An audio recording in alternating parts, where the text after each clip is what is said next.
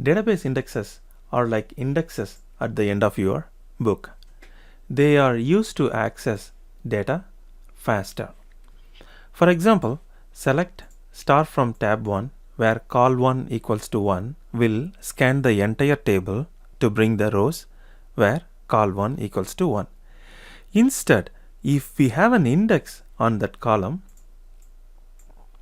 it will use the index which stores the value in an order and corresponding pointers to the table to find out the data faster. This way, a full table scan is not needed. Of course, it will be useful if the table is large. However, let me show you how to create an index. Create index, tab 1 IDX1 on tab 1 col1. Here tab 1 IDX1 is the name of the index that I am giving. It can be any name.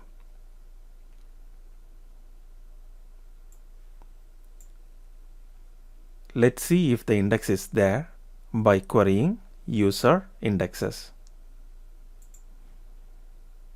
It shows all the indexes owned by this schema, which is HR. Remember, we have connected as HR. Let me do a filter. Select star from user indexes where table name equals to tab 1. We have the index. Now, if you do select star from tab 1 where col1 equals to 1, that should run faster. But however, since the table is very small, it doesn't make any difference.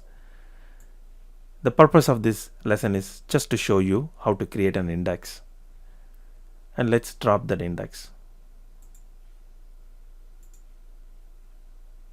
Verify it. No indexes for the table, tab 1.